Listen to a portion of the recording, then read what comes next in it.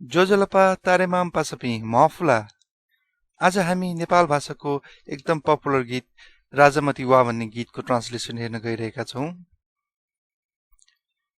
राजामती वा मतिना या वा अर्थात राजामती आऊ माया गरौं आऊ।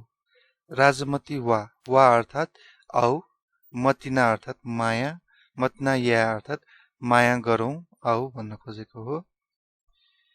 नेपुसे चोङ्गु थो खेले रमाइलो यो खेले।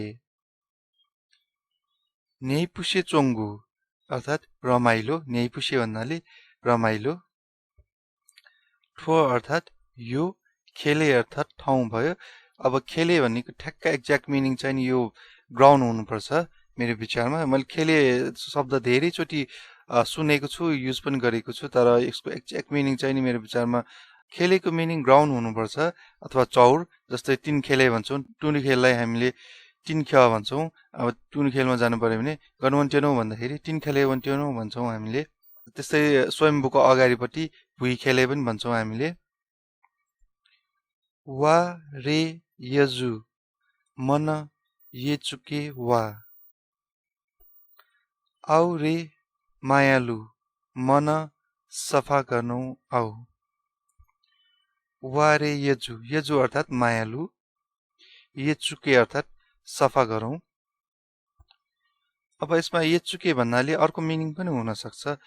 सिधा अर्थ चाहिँ अब ये चुके भन्नाले सफा गर्ने हो, तर अब कुनै अब साहित्यिक घुमौरो मिनिङ छ भने यसको बारेमा चाहिँ कसैलाई थाहा छ भने कमेन्ट गरिदिन सक्नुहुन्छ। नेपुसे चोङ्गु थो जले छङ्गु थो ख्वाया ती बाला। तिम्रो यो मुहारको कोठी राम्रो छ। छङ्गु ठो, छङ्गु अर्थात तिम्रो, ठो अर्थात यो, ख्वा अर्थात फेस मुहार, ख्वा या ती बाला मुहारको कोठी राम्रो छ। टी अर्थात कोठी, बाला अर्थात राम्रो। कुली कुली चिङ्गु स झन् बाला। कुली कुली परेको कपाल झन् राम्रो छ। कुली कुली चिङ्गु स, कुली कुली परेको कपाल, स अर्थात कपाल, झन बाला झन् राम्रो छ। बाला हे उली बान मला। राम्रो नै त्यति राम्रो छैन। बाला हे राम्रो नै, उली त्यति, बान मला राम्रो छैन। गुली जिक्क बाला मिखा बाला। कति मात्र राम्रो आँखा राम्रो। गुली जिक्क बाला कति मात्र राम्रो, मिखा बाला आँखा राम्रो, मिखा अर्थात आँखा। यम टुयु वा झी तरे वा अर्थात यम टुयु अर्थात मनपर्ने, यम अर्थात मनपर्ने, टुयु अर्थात गोरो अथवा गोरे भनौं, वा झी अर्थात आऊ हामी। मगसे मङ्के वा जोले, यो भन्न खोजेको चाहिँ नि विपनामै सपना देखौं भन्न खोजेको हो। मगसे मङ्के अर्थात सपना देखौं, वा अर्थात आऊ, जोले अर्थात विपना। छ वेकुगु स्वा थुली बाला। तिमीले फुलाएको फूल यति राम्रो छ, अथवा तपाईले फुलाएको फूल यति राम्रो छ। यो किन भनेको भन्दाखेरि हामीले नेपाल भाषामा आफ्नो सानोलाई पनि छ भन्छौं र ठुलोलाई पनि छ भन्छौं, र एकदम मान्नु पर्यो भने मात्र छि भन्छौं।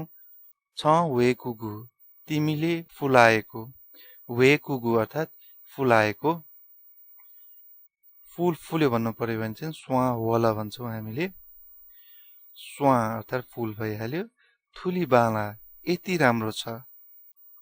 छङ्गु नुग गुली बाला थे। तिम्रो मन कति राम्रो होला। छङ्गु नुग तिम्रो मन, गुली बाला थे कति राम्रो होला। जुलरे जितला सत्य यजु। भयो रे मलाई त सत्य यजु।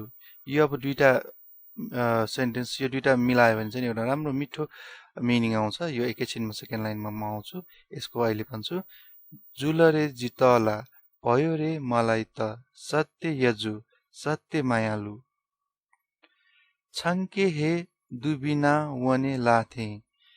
तिमीमै यो अब डुबिना भनेको चाहिँ कस्तो भने अब कहिले देउता चढ्छ कहिले बोक्सी चढ्छ त्यस्तो भन्छौँ नि हामीले, त्यो भन्न खोजेको। डुबिना वने लाथे भनेको तिमी भित्रै समाहित भएर जाउँ कि जस्तो लाग्यो भन्न खोजेको हो। छङ्के हे तिमीमै डुबिना वने लाथे समाहित भएर जाउँ कि जस्तो। हामीले अब यो डुबिना भनेको चाहिँ नि अब देव डुबिटा भन्छौँ हामीले, देउता चढ्यो भन्छौँ। अब यसमा चाहिँ नि अब यो माया प्रेमकोमा चाहिँ समाहित भन्ने वर्ड चाहिँ अझ बेटर हुन्छ होला मेरो विचारमा यो बुझाउनको लागि चाहिँ। र अब बाँकी चाहिँ पहिलाकै रिपिट हो। र यसमा दुईटा मिठो वर्ड छ, मटिना भनेको माया भयो, यजु भनेको मायालु भयो। यो दुईटा चाहिँ अब यजु चाहिँ अब मान्छेको नाम पनि हुन्छ, केटी मान्छेको नाम यजु, मेरो एउटा साथीको नाम यजु छ। मतिना एउटा छिमेकी बहिनीको नाम पनि मतिना छ। थौ या त थुली हे जक या थौ त ब्या सुभ्या